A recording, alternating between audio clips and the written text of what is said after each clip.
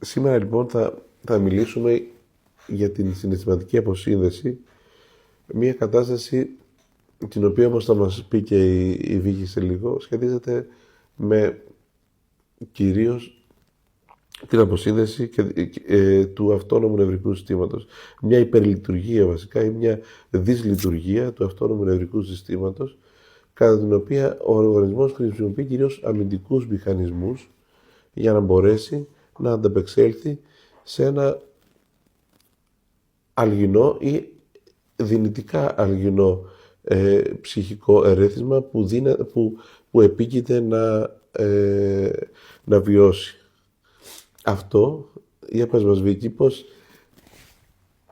τι είναι, πού πατάει, πώς ερμηνεύεται και ποια είναι. Ουσιαστικά η ψυχική εμπειρία της αποσύνδεσης ξεκινάει από πολύ παλαιότερα. Ωστόσο, οι άνθρωποι το βιώνουν στο παρόν τους ως μια λειτουργία, όπου ουσιαστικά, δεν ξέρω αν έχετε ακούσει, ο όρος είναι «δεν νιώθω ότι ζω». Δεν υπάρχει έντονο συναίσθημα ούτε στη χαρά, αλλά ούτε στη λύπη. Δηλαδή, ο οργανισμός η ψυχή μάλλον και το συναίσθημα είναι σαν να είναι flat, σαν να υπάρχει ένα κενό. Έχω περιστατικά που ουσιαστικά έρχονται μέσα στις συνεδρίες και μου λένε «Νιώθω ένα κενό, αλλά είμαι πολύ καλά μέσα σε αυτό το κενό». Εκεί λοιπόν καταλαβαίνουμε ότι ο άνθρωπος έχει αποσυνδεθεί, έχει αποσυνδέσει τον εγκέφαλο με την ψυχή του. Έχει παγώσει το συναίσθημα, το λεγόμενο freeze που λένε. Γαλακτίων για το freeze, αυτό το λεγόμενο μούδιασμα που παθαίνουν οι άνθρωποι, πώς μπορούμε να το ακουμπήσουμε έτσι λίγο νευρολογικά? Αυτό το freeze σχετίζεται πάντοτε με πολύ σύνθετες και ιδιαίτερα πολύπλοκες λειτουργίες του εγκεφάλου που συμμετέχουν πολλές δομές και ανώτερες και κατώτερες δομές του εγκεφαλικού παρεχήματος, με αποτέλεσμα ουσιαστικά να μπλοκάρονται κάποια κινητικά και όχι μόνο κινητικά κυκλώματα. Το freeze έχει ουσιαστικά δύο σκέλη. Το ένα σκέλος είναι αυτό που παρατηρούμε σε πιο οργανικές αιτίες, όπως είναι η νόσος του Πάρκινσον, όπου εκεί υπάρχει μια δυσλειτουργία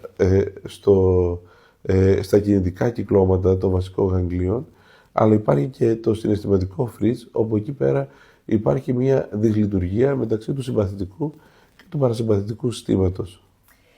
Και εδώ να πούμε ότι το ψυχικό freeze, δηλαδή τώρα μου έρχεται στο μυαλό μια περίπτωση από ένα περιστατικό που δουλεύουμε μαζί, ουσιαστικά όποτε βιώνει μία ένταση, μουδιάζει το σώμα και δεν κινητοποιείται. Εκείνη την ώρα δηλαδή μένει ακίνητο. Και όταν επανέρχεται το σώμα, το συγκεκριμένο περιστατικό, επειδή ακουμπάει σε πάρα πολύ βαθύ τραύμα του, ενεργοποιεί τη φυγή. Δηλαδή, με το που επανέλθει από το freeze, αρχίζει και τρέχει. Θέλει να φύγει. Αυτό, καταλαβαίνετε, Είναι ένας αμυντικός μηχανισμός. είναι ένας αμυντικός μηχανισμός που κάποτε χρησιμεύσε πάρα πολύ για την επιβίωση του συγκεκριμένου ατόμου, όμως μετά από αυτό το πήρε και το έχει αναπαράγει στη ζωή, σε καθημερινότητα και έχει γίνει δυσλειτουργία. Άρα ουσιαστικά, δουλεύοντας ψυχικά, εντοπίσαμε ότι αυτό ακουμπάει σε πάρα πολύ βαθύ τραύμα. Και εδώ είναι να βρούμε μια ισορροπία, ότι αφού το σώμα σταθεροποιηθεί, γιατί αρχικά πρέπει να σταθεροποιήσουμε το σώμα, μετά θα περάσουμε στο να φροντίσουμε την ψυχική υγεία.